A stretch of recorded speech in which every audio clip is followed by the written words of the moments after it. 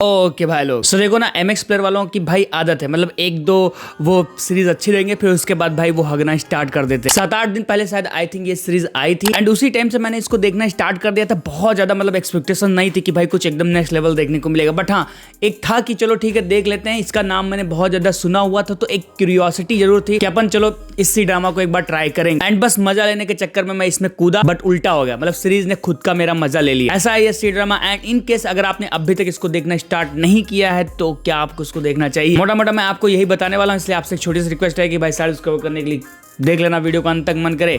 वैसे भी review delay ही हो गया तो ट्राई करना, पूरा देख लो एंड जल गया भाई।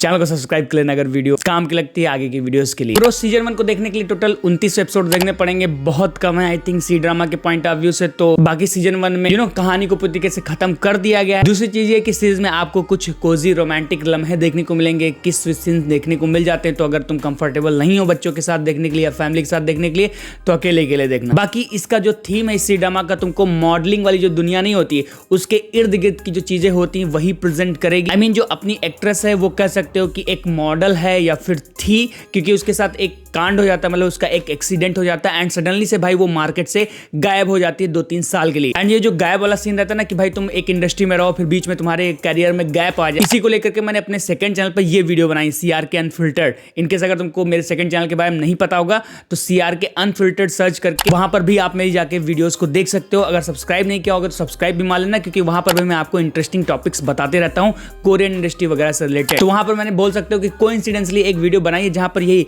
गैप को लेकर के सारी चीजें बात की। जो अपनी एक्ट्रेस रहती है इंडस्ट्री से गायब हो जाती है 2-3 साल के लिए, अब वो गायब हुई तो कोई ना कोई तो आके उसकी जगह लेगा। एंड बस यहाँ पर जो अपना हीरो रहता है ना भाई, उसका थोड़ा सा लक काम कर जाता है, मतलब वो कह सकते हो कि जीरो था एंड सडनली उसकी किस्मत में कुछ ऐसा होता है, कुछ ट्विस्ट आता है जिसकी वजह से भाई वो रातों रात हीरो बन जाता है। एंड बस जब अपनी लड़की वापस इंडस्ट्री में आती है तो फिर से जब ये दोनों मिलते हैं तो उसके बाद इनकी कैसे लव स्टोरी बढ़ती है आगे एंड के लाइफ में क्या क्या ट्विस्ट टर्न्स आते हैं, क्या इनको एक हैप्पी एंडिंग मिल पाएगी या फिर नहीं, इसी चीज को जानने के लिए आपको मोटा मोटा इस सीरीज को देखना पड़ेगा। लेकिन अगर सीरीज की बात करें तो टू बी ऑनेस्ट मैं अगर अपने ओपिनियन की बात करूं तो मुझे सीरीज बहुत ज्यादा फीकी लगी। मतलब जो एक्सपेक्टेशंस थी कि एक हार्डकोर थोड़ा सा हिट करने वाला ड्रामा देखने को मिलेगा, थोड़ा सा जो रोमांटिक चीजें देखने को मिलेंगी वो एकदम उतर जाएंगी गहराई तक, वैसा कुछ भी देखने को नहीं मिला यार। सब कुछ इस सीरीज में सो गया एंड बस मैं सो करके ही देखा है इसको भाई। मतलब मन कर रहा था तो देख रहा था, भगा रहा था सीन्स को कि भाई खत्म कर लूं, किसी तरीके से रिव्यू करना है, तो भाई इसीलिए इतना टाइम लग गया। मतलब मजा नहीं आ रहा था ओवरऑल सी ड्रामा को देखते हुए, क्योंकि कहानी जो है वो पूरा क्लीशेड है। आजकल अपन लोगों ने इस तरह के थीम पर बहुत सारी चीजें देख रखी तो कुछ भी नया देखने को नहीं मिला था,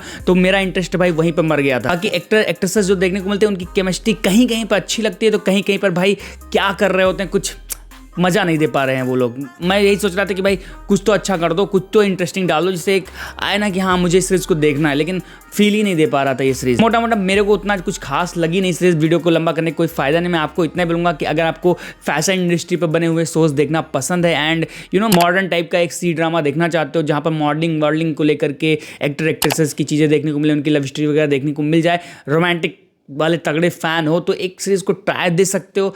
बट भाई 29 एपिसोड मैं मेरी तरफ से हाईली रिकमेंडेशन नहीं रहेगा, अपने हिसाब से देख लो। क्या पता तुम 4-5 एपिसोड देखो तो तुमको मजा भी आ सकता है। अगर तुम्हारे पास कुछ भी अच्छा देखने के लिए नहीं है, खाली टाइम पड़ा हुआ है तो एक ट्राई देना, अदरवाइज स्किप कर दो। क्या पता आने वाले वीक में MX प्लेयर पर ही तुमको कुछ अच्छा देखने को मिले। बाकी अगर मैं रेटिंग की बात करोगे तो मैं इसको ओवरऑल जज करते रखूंगा 5.5-6 आउट ऑफ 10 स्टार। बाकी अपने हिसाब से देख लो आप लोग।